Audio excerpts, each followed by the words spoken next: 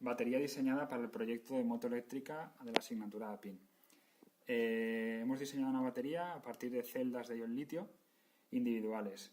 Requeríamos alrededor de 50 voltios de continua y 40 amperios de salida de pico, de corriente de pico, y para ello hemos configurado con 8 celdas en paralelo 13 pilas diferentes que hemos puesto a su vez en serie, estando en su máximo punto de carga en unos 54 voltios de tensión y habiendo probado con el motor de la moto, pues saca hasta 40 amperios de pico. Con respecto a la batería anterior hemos reducido mucho el peso y la verdad es que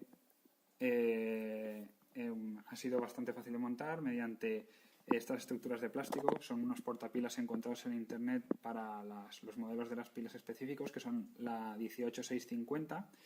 Cada celda tiene 3,7 voltios de tensión y 4,2 amperios hora teóricos.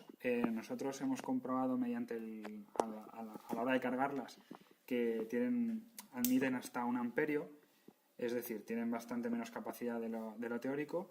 Y para hacer la configuración, como he dicho antes, en paralelo y a su vez en serie, para simplificarlo hemos utilizado estas placas de fibra recubiertas de cobre que nos han permitido hacer la soldadura de forma mucho más segura. Estructuralmente hemos utilizado las mismas placas para darle empaque en el exterior y levantarla del suelo para no estropear las soldaduras a la hora de que vaya en la moto.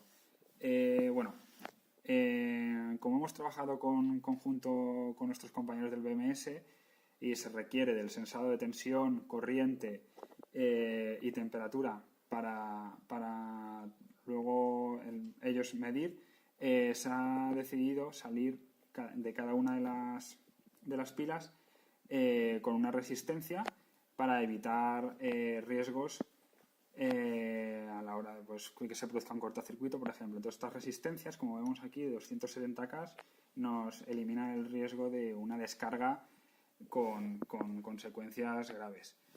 Como podemos ver, en la parte de abajo se ha aprovechado una de las placas para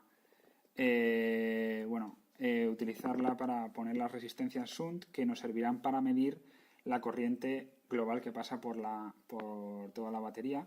Las resistencias son 2 en paralelo de 0,005 ohmios.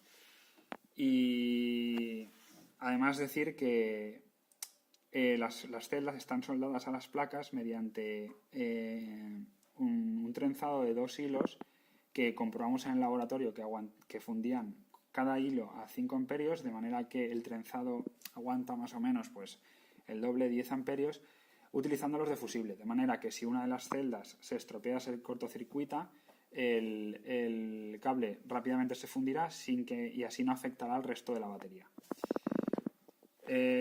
También por la parte de sensado y de alimentación de la placa de Arduino.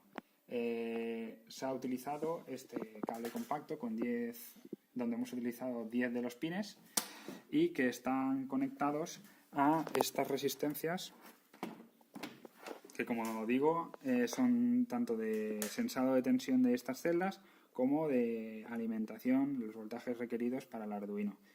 Y por último, hablar de las dos salidas. Tenemos aquí, luego en la batería hay un magnetotérmico de seguridad y ya está.